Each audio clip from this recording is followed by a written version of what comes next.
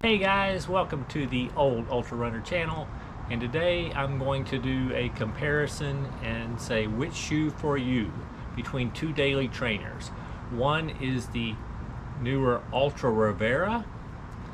The second shoe is the Atreyu Base Model. I think they're both very good daily trainers that can do a lot of different things. I'll start by talking about the Altra Rivera. Now, we'll say the Riveras have the zero heel to toe drop, so they have the same amount of cushioning in the heel and the forefoot. So if you're not accustomed to those, that's something to consider. It takes time to transition to getting used to being in a zero drop shoe. But if you are accustomed to them, these are good shoes.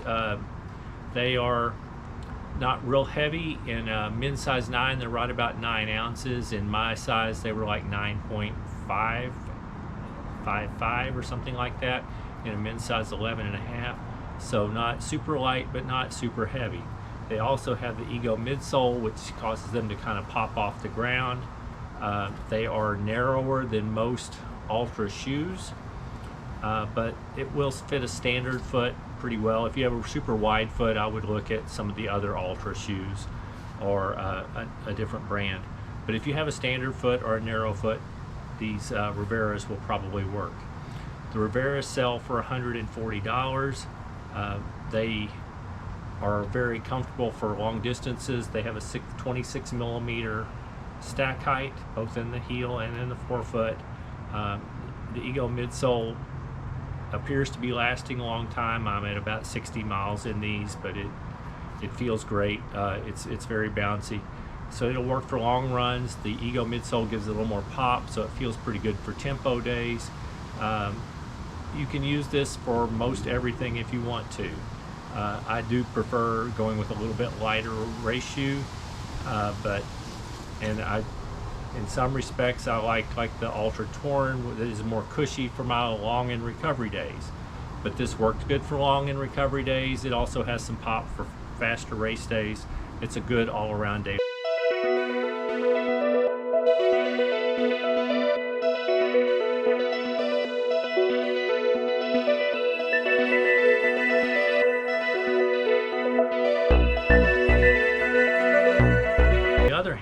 As a daily trainer is the Atreyu Base Model. Now it's a different thing. It just has a regular midsole. It has a regular EVA midsole, so it's not as poppy, but it's still a good cushion, still very comfortable. You run straight on the EVA midsole, so it's not going to last as long. The Rivera will probably last, I'm guessing, for me.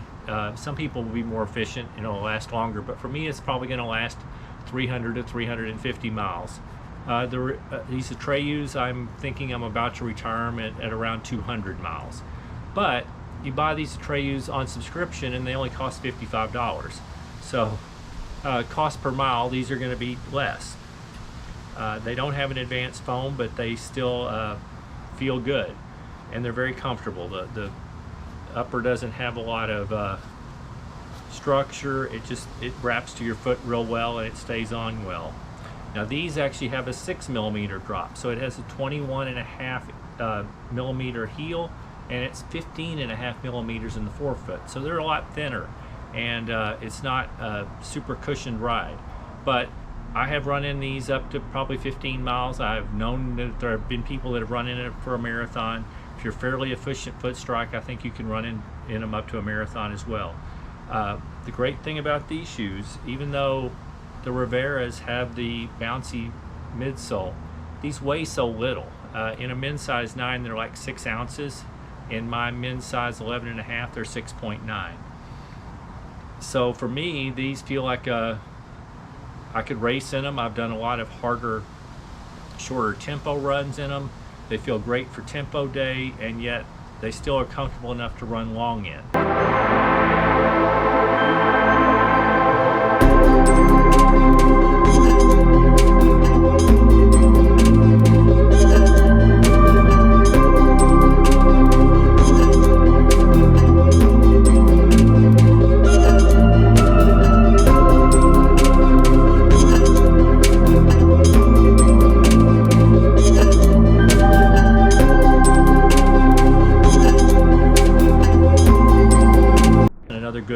all-around shoe. Now between the shoes, between the two, I would probably still choose this one for a longer recovery day.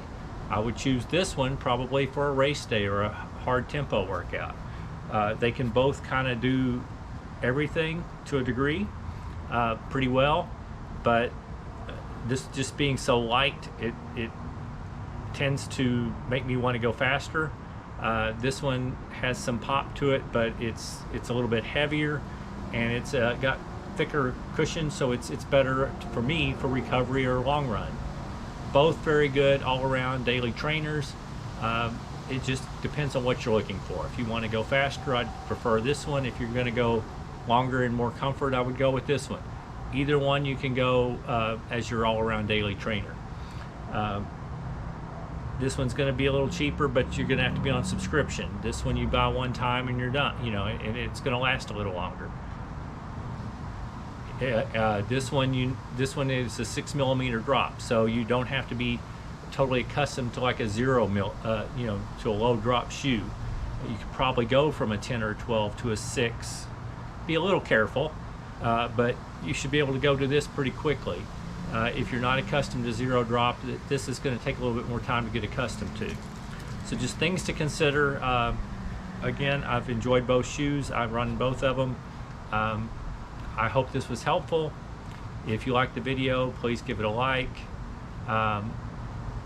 Please consider subscribing to my channel. I'll have more shoe reviews, more shoe comparisons, and I tell a lot of my ultra running stories. Thank you very much.